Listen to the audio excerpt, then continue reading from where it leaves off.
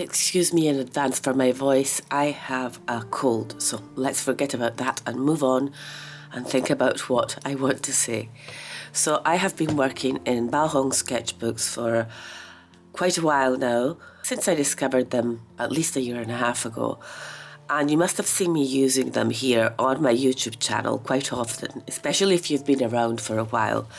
And I actually use them to make the thumbnails also of many videos. Like this one is also a thumbnail, and not all of them are, but most of them are. And I love the sketchbook because it sits in that perfect area where it's good paper, but it's not as expensive as other sketchbooks are. I really loved Baohong paper, so I was super excited when I realised that they had come out with sketchbooks.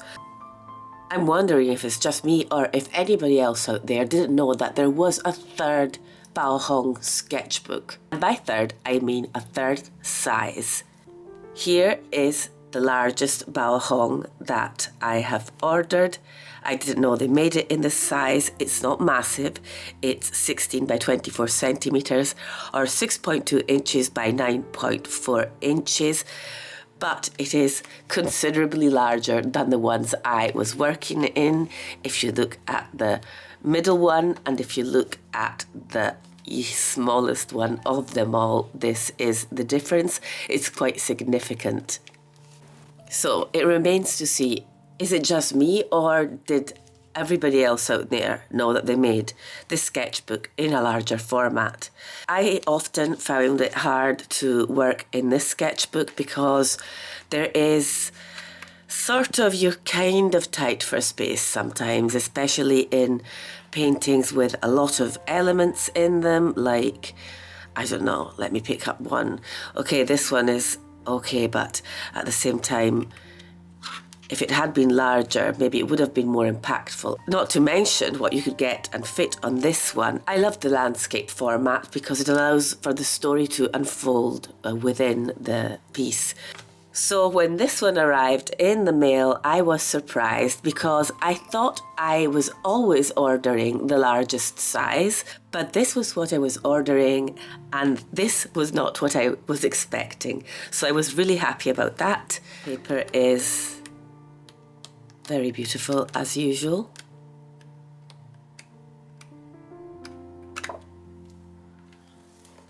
And it has that sturdy elastic band that we all love. I've already created my sketch for today, and here it is.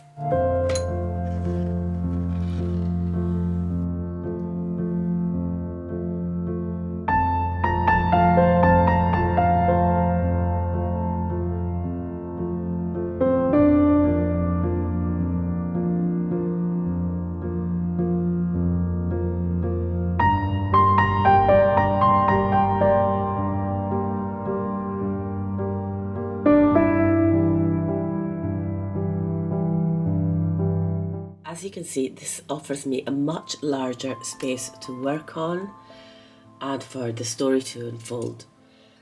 You've just seen me go in with a large brush and with some diluted paint, and what I did is just set down a little bit of colour, very diluted, all over my sketch, and that will help seal the graphite in, but it also will help to set the mood for the whole piece.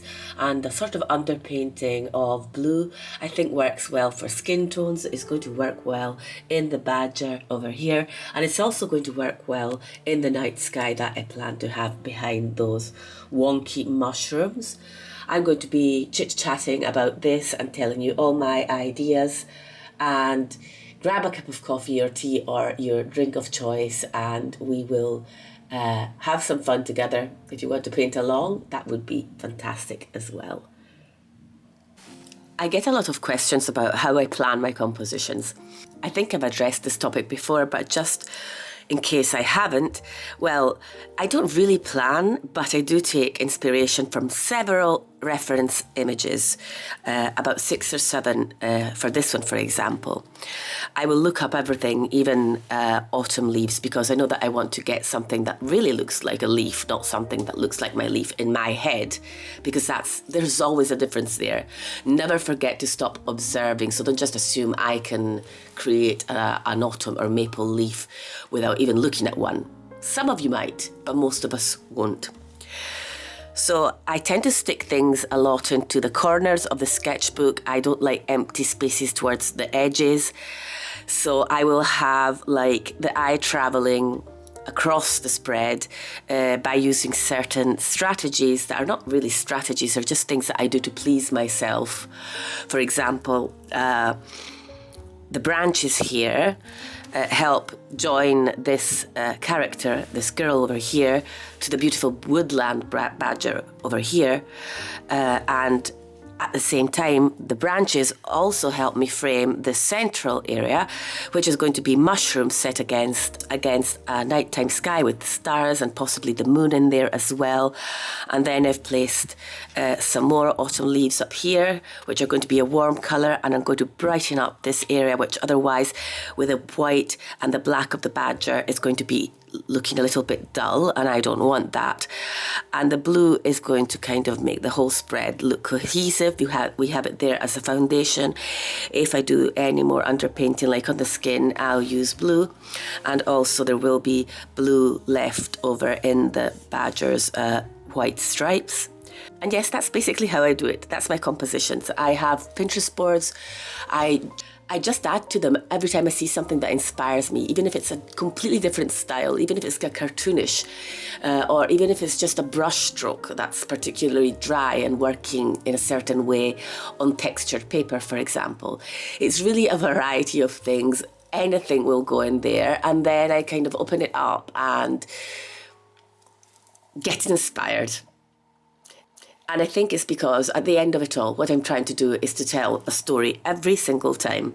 And I've said that in the past, storytelling. The more my art evolves, the more it moves towards storytelling. And the harder I have to work to be able to make that possible. Because it's not easy, things get more complex. And at the end of the day, you don't know where the story is being told and how it will be preserved in time. Will I write it down somewhere? Are there like several pages in the story, or is every page a standalone story?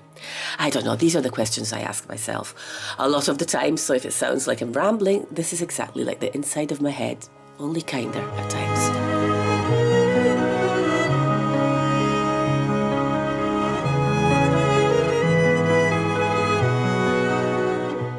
You might wonder why I'm showing footage of me journaling. I'm not quite at peace with myself a lot of the time, and I keep hearing people say this can be so helpful, so that's why.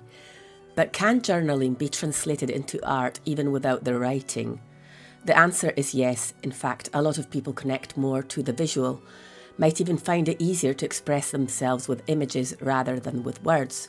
We have several examples of this throughout history, from political outrage to sorrow, fear, joy, change, the desire to stand up and break off from rusty or stiff traditions that demanded perfection, or for you to fit into perfect little slots similar to many others. I have created an international online community of people who like to express themselves through art. I want to rephrase that. These people have helped me build this community, and for that I am forever grateful. It has allowed me to observe how we relate to our art making, why we need it, but also why we hate it. I've seen so many people come out of their shells and begin to make art with increasing confidence. Some of them had abandoned art for years, more often than not decades. Others had made art all their lives but did not think it was worthy of sharing. But they desperately wanted to share, because art is a form of communication. It's your voice. This is not the exception. This is most often the norm. There might be 5% of you out there who are very pleased with what you make, but most of us are not. And it has nothing to do with what's on the canvas or paper. It has everything to do with the fact that art is a reflection of who we truly are, the most raw reflection. And more often than not, we don't really, truly like who we are. Think of it for just 30 seconds, that will probably be long enough for the negative self-talk to start yapping.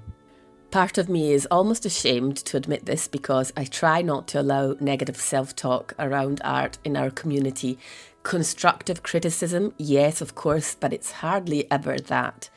The thing is, I myself will almost always show what I've done to my husband, and the first words that come out of my mouth are, "It's horrible, fa schifo," as we say in Italian. He always says it's beautiful, by the way, because he's a lovely person, but also because he's not me. It doesn't really matter that much whether you have spent 10 days or 10 years refining your art skills. You are very probably not going to feel confident about what you've made anyway. You might even feel angry at the outcome.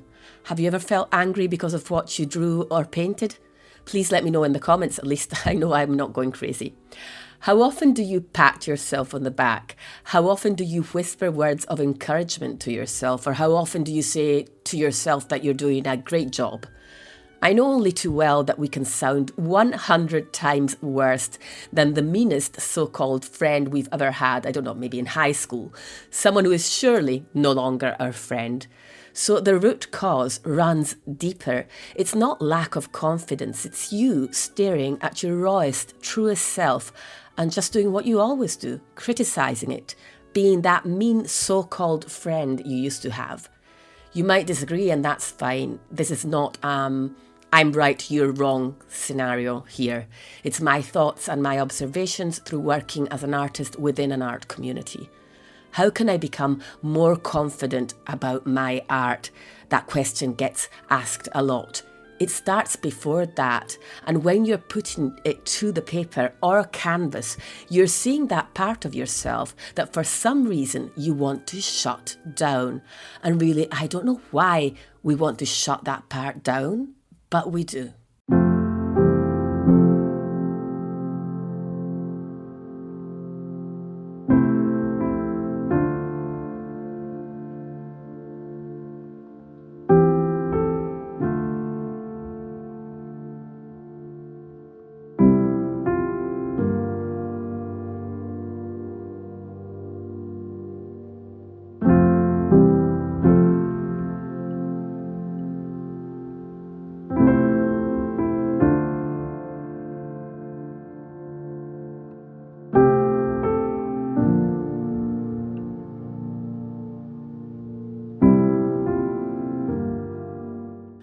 And then there's that other issue, talent, the lack of it, that is. Define talent. Someone that might seem talented to me might not seem talented to you simply because their work doesn't resonate with you as much as it resonates with me. Also, the arts are fluid and flexible and have so many forms and styles, it's not the same as saying someone is a talented mathematician, for example. How do you prove your talent?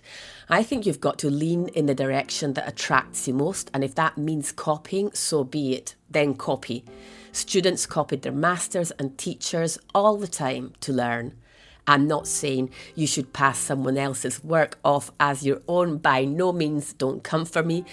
But through copying what you like, you'll gradually start to veer away from it and end up on your very own path with your very own style.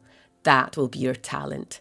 But the talent will also have been in the road you had to go down to find it, in the persistence, and above all, in the passion for your work and in the growth that came from it. It might be useful to detach yourself from your work, treat it like an entity of its own. That might make it easier for you to stop feeling that self-consciousness. Think of art as an experiment and embrace the flaws, because they might end up being the part of your style or artwork you love the most, just like the cracks and scars that make you, among other things, of course, who you are today. Being part of an art community has definitely allowed me to grow so much and understand a lot about my relationship with art. And if you want to join us both to paint and draw live, or to follow the recordings and chat to other art lovers and get immediate access to a backlog of 2 years worth of tutorials, the link will be in the description box below this video. And also don't forget to sign up to my newsletter to be the first to hear about upcoming events and offers.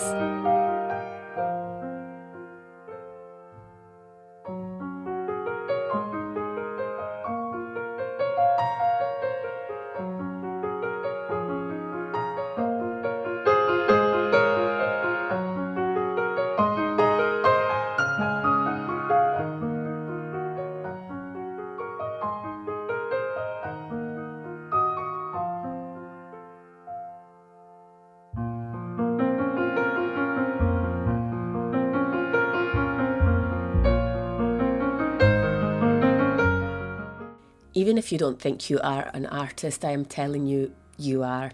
And that means you're probably very sensitive too. So take care of yourself and try to remind yourself to be kind to your true voice, to what you put down on your paper or canvas, because that is literally where it all begins. Just as you would be kind to a dear friend or a child in need, be kind to your true voice. Thank you so much for being here with me this week. I will see you all next Sunday. Bye for now.